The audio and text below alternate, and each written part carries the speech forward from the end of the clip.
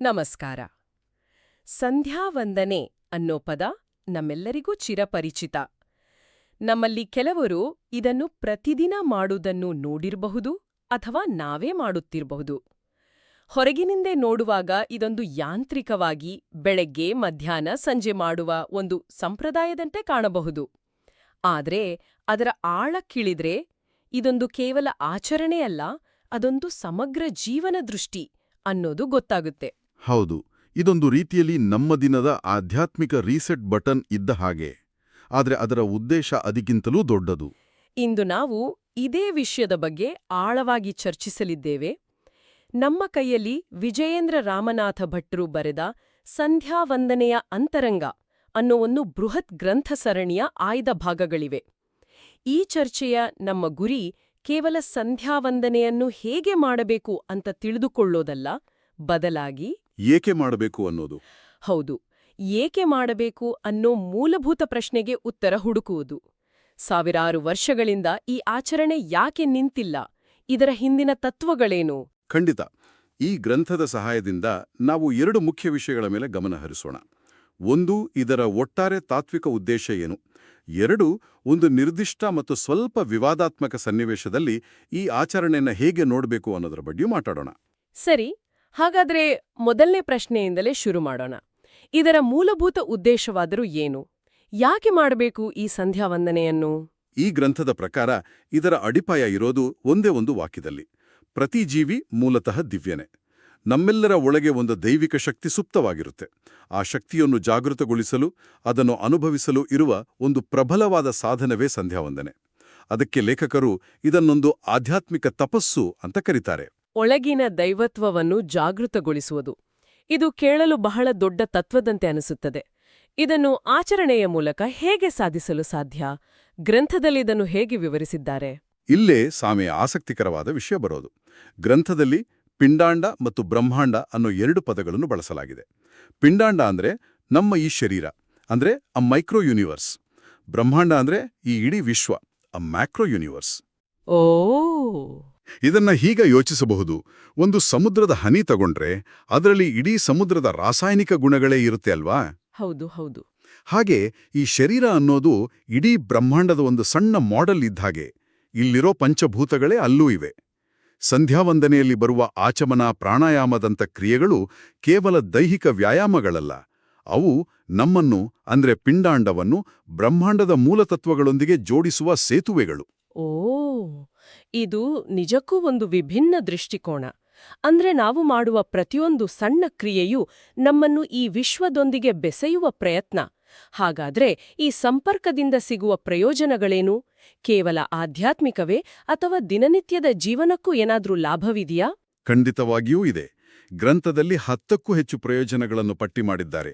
ಏಕಾಗ್ರತೆ ಹೆಚ್ಚುವುದು, ಮಾನಸಿಕ ಶಾಂತಿ ಸಿಗುವುದು, ಇವೆಲ್ಲ ಇವೆ. ಆದರೆ ಅದನ್ನು ನೋಡುವ ರೀತಿ ಭಿನ್ನ. ಉದಾಹರಣೆಗೆ, ಅಹಂಕಾರ ದೂರವಾಗುವುದು ಅಂತ ಹೇಳಿದ್ದಾರೆ. ಇದು ಹೇಗೆ ಸಾಧ್ಯ?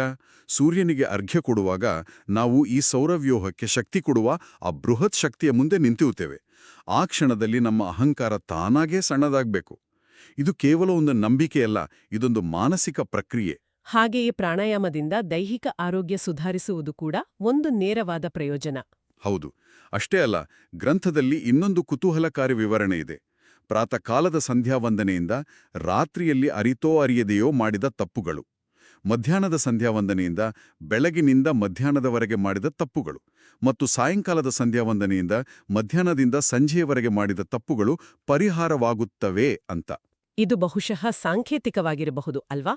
ಅಂದ್ರೆ ದಿನಕ್ಕೆ 3 ಬಾರಿ ನಮ್ಮ ಮನಸ್ಸನ್ನು ಶುದ್ಧೀಕರಿಸಿಕೊಂಡು ಒಂದು ರೀತಿಯಲ್ಲಿ ಮೆಂಟಲ್ ರೀಸೆಟ್ ಮಾಡಿಕೊಳ್ಳುವ ಪ್ರಕ್ರಿಯೆ ಇರಬಹುದು. ಖಂಡಿತ, ಇದೇ ಸರಿಯಾದ ಮಾತು. ಈ ಎಲ್ಲ ಕ್ರಿಯೆಗಳ ಕೇಂದ್ರ ಬಿಂದು ಗಾಯತ್ರಿ ಜಪ. ಇದರ ಮೂಲಕ ಭಗವಂತನನ್ನು ಒಲಿಸಿಕೊಳ್ಳುವುದೇ ಮುಖ್ಯ ಉದ್ದೇಶ. ಗಾಯತ್ರಿ ಮಂತ್ರದಲ್ಲಿ ಧಿಯೋ ಯೋನಃ ಪ್ರಚೋದಯಾತ್ ಅಂತ ಬರುತ್ತೆ.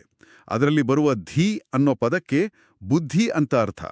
ನಮ್ಮ ಬುದ್ಧಿಯನ್ನು ಪ್ರಚೋದಿಸು, ಸನ್ಮಾರ್ಗದಲ್ಲಿ ನಡೆಸು ಅಂತ ಭಗವಂತನಲ್ಲಿ ಮಾಡುವ ಪ್ರಾರ್ಥನೆ ಇದು. ಹಾಗಾಗಿ ಸಂಧ್ಯಾವಂದನೆ ಕೇವಲ ಒಂದು ಕರ್ಮ ಮಾರ್ಗವಲ್ಲ, ಇದೊಂದು ಜ್ಞಾನ ಮಾರ್ಗವೂ ಹೌದು. ಹಾಗಾದರೆ ಈ ದೈವತ್ವವನ್ನು ಜಾಗೃತಗೊಳಿಸೋಕೆ, ನಮ್ಮನ್ನು ಬ್ರಹ್ಮಾಂಡದ ಜೊತೆ ಜೋಡಿಸೋಕೆ ಒಂದು ನಿರ್ದಿಷ್ಟವಾದ ವಿಧಾನ ಇರ್ಬೇಕಲ್ವಾ? ಹೊರಗಿನಿಂದ ನೋಡುವಾಗ ಇದು ಬಹಳ ಸಂಕೀರ್ಣವಾಗಿ ಕಾಣುತ್ತೆ. ಈ ಆಚರಣೆಯನ್ನು ಹೇಗೆ ರೂಪಿಸಲಾಗಿದೆ? ಯಾವೆಲ್ಲ ಹಂತಗಳಿವೆ ಇದರಲ್ಲಿ? ಹೌದು, ಇದೊಂದು ಹಂತಹಂತವಾದ ಪ್ರಕ್ರಿಯೆ. ಗ್ರಂಥದಲ್ಲಿ ಇದನ್ನೊಂದು ಸುಂದರವಾದ ಪ್ರಯಾಣದ ರೀತಿ ವಿವರಿಸಲಾಗಿದೆ. ಇದು ಶುದ್ಧಿಯಿಂದ ಪ್ರಾರಂಭವಾಗುತ್ತೆ. ಬಾಹ್ಯ ಶುದ್ಧಿ ಅಂದರೆ ಸ್ನಾನ, ಇದು ಎಲ್ಲರಿಗೂ ಗೊತ್ತು. ಆದರೆ ಅದಕ್ಕಿಂತ ಮುಖ್ಯವಾದದ್ದು ಆಂತರಿಕ ಶುದ್ಧಿ. ಆಂತರಿಕ ಶುದ್ಧಿ ಅಂದ್ರೆ ಅದರ ಹಂತಗಳು ಹೇಗಿವೆ? ಆಂತರಿಕ ಶುದ್ಧಿಯ ಹಂತಗಳೇ ಬಹಳ ಸ್ವಾರಸ್ಯಕರವಾಗಿವೆ. ಊರ್ಧ್ವಪುಂಡ್ರ ಧಾರಣೆ ಅಂದ್ರೆ ಹಣೆಗೆ ತಿಲಕ ಇಟ್ಟುಕೊಳ್ಳುವುದು. ಇದು ಕೇವಲ ಒಂದು ಗುರುತಲ್ಲ, ನಮ್ಮ ದೇಹದಲ್ಲಿರುವ ಕುಂಡಲಿನಿ ಶಕ್ತಿಯನ್ನು ಜಾಗೃತಗೊಳಿಸಲು ಇದು ಸಹಕಾರಿ ಅಂತ ಗ್ರಂಥದಲ್ಲಿ ಉಲ್ಲೇಖವಿದೆ. ನಂತರ ಬರುವುದು ಆಚಮನ. 3 ಬಾರಿ ಮಂತ್ರ ಹೇಳಿ ನೀರು ಕುಡಿಯುವುದು. ಇದು ಕೇವಲ ಬಾಯಿ ಮುಕ್ಕಳಿಸಿದಂತೆ ಅಲ್ಲ. ಓ, ಪ್ರತಿ ಬಾರಿ ನೀರು ಕುಡಿದಾಗಲೂ ನಾವು ಬ್ರಹ್ಮಾಂಡವನ್ನು ರೂಪಿಸುವ 24 ತತ್ವಗಳಲ್ಲಿ ಒಂದೊಂದನ್ನು ಸ್ಮರಿಸುತ್ತೇವೆ. ಒಂದು ನಿಮಿಷ. ಅಂದ್ರೆ ಪ್ರತಿ ಬಾರಿ ನೀರು ಕುಡಿಯುವುದಕ್ಕೂ ಒಂದು ತಾತ್ವಿಕ ಹಿನ್ನೆಲೆ ಇದೆ. ನಾವು ಬ್ರಹ್ಮಾಂಡದ ಒಂದೊಂದು ಅಂಶದೊಂದಿಗೆ ಸಂಪರ್ಕ ಸಾಧಿಸುತ್ತಿದ್ದೇವೆ ಅಂತಲೇ? ಖಂಡಿತವಾಗಿಯೂ. ನಂತರ ಬರುವುದು ಪ್ರಾಣಾಯಾಮ. ಇದು ಕೇವಲ ಉಸಿರಾಟದ ವ್ಯಾಯಾಮ ಅಂತ ಚಾಲಾ ಮಂದಿ ಅಂದ್ಕೊಂಡಿದ್ದಾರೆ. ಆದರೆ ಇಲ್ಲಿ ಅದರ ಉದ್ದೇಶವೇ ಬೇರೆ.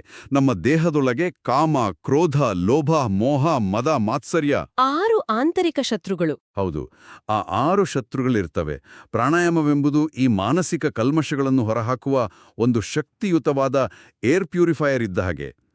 ಉಸಿರಿನ ಹಿಡಿದಿಟ್ಟುಕೊಂಡು ನಂತರ ಹೊರಬಿಡುವಾಗ ಈ ನಕಾರಾತ್ಮಕ ಅಂಶಗಳನ್ನು ಹೊರಹಾಕ್ತಿದ್ದೇವೆ ಎಂಬ ಭಾವನೆಯೇ ಮುಖ್ಯ.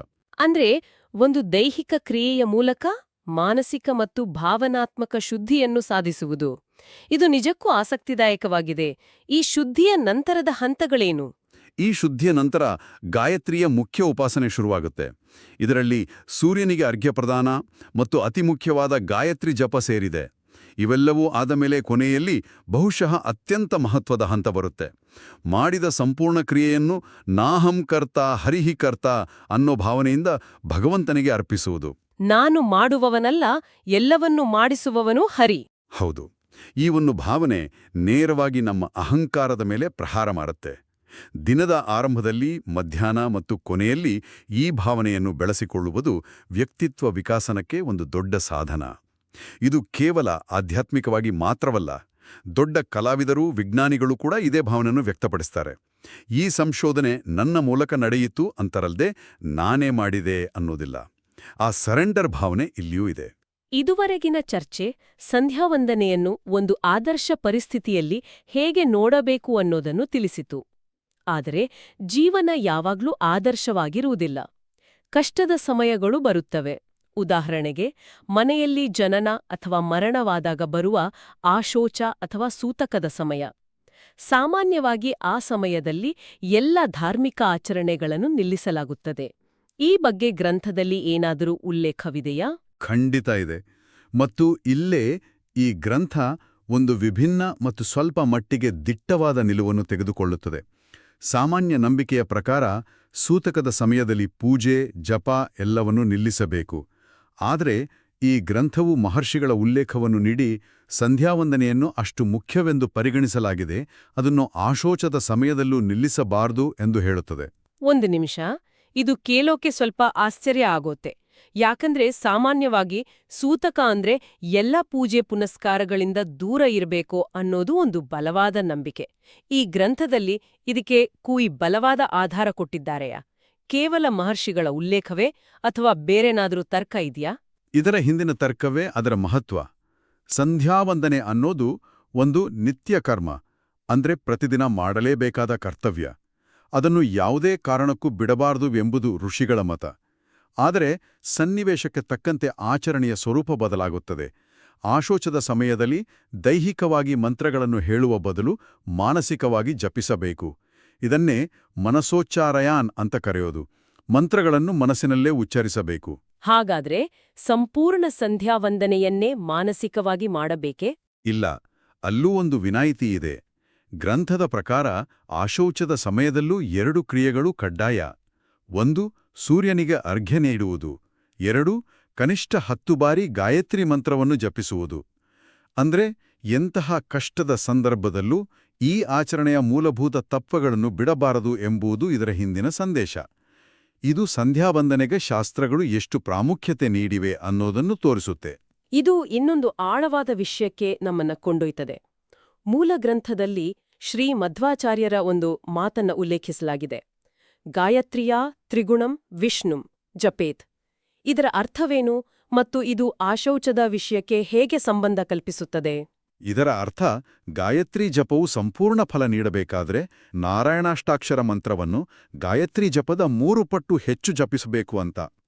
ಈಗಿದನ್ನು ಆಶೌಚದ ನಿಯಮದೊಂದಿಗೆ ಜೋಡಿಸಿ ನೋಡಿ. ಆಶೌಚ ಕಾಲದಲ್ಲಿ ಕನಿಷ್ಠ 10 ಬಾರಿ ಗಾಯತ್ರಿ ಜಪ ಮಾಡಬೇಕೆಂಬ ನಿಯಮವಿದ್ದರೆ ಅದರ ಪ್ರಕಾರ ನಾರಾಯಣ ಮಂತ್ರವನ್ನು 30 ಬಾರಿ ಜಪಿಸಬೇಕು.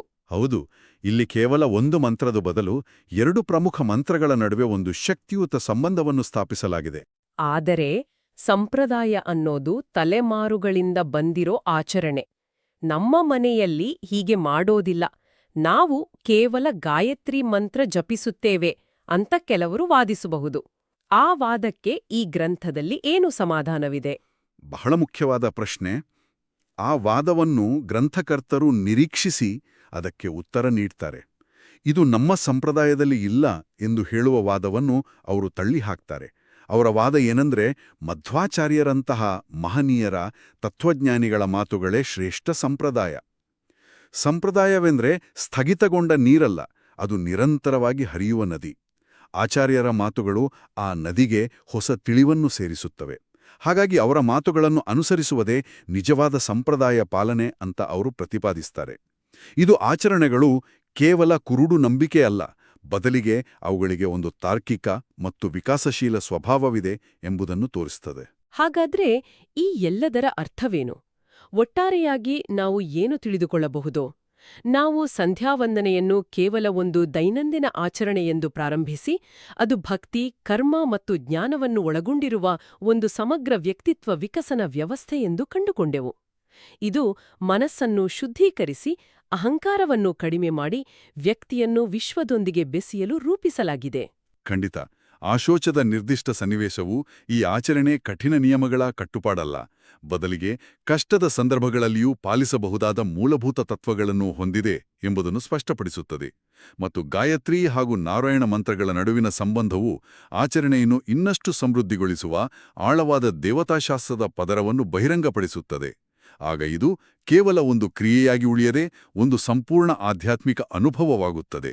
ಈ ಗ್ರಂಥದಲ್ಲಿ ಶ್ರದ್ಧೆಯ ಬಗ್ಗೆ ಒಂದು ಮಾತಿದೆ. ಶ್ರದ್ಧೆ ಎಂದರೆ ಈ ಆಚರಣೆಯು ಶಾಸ್ತ್ರಗಳಲ್ಲಿ ಹೇಳಲ್ಪಟ್ಟಿದೆ ಮತ್ತು ಇದರಿಂದ ನನಗೆ ಖಚಿತವಾದ ಪ್ರಯೋಜನವಾಗುತ್ತದೆ ಎಂಬ ದೃಢವಾದ ನಂಬಿಕೆ. ಶ್ರದ್ಧೆಯಿಂದ ಮಾಡಿದ ಆಚರಣೆಗಳೇ ಹೆಚ್ಚು ಫಲ ನೀಡುತ್ತವೆ ಎಂದು ಹೇಳಲಾಗಿದೆ. ಇದು ನಮ್ಮನ್ನು ಒಂದು ದೊಡ್ಡ ಪ್ರಶ್ನೆಯ ಕಡೆಗೆ ಕೊಂಡೊಯ್ತದೆ.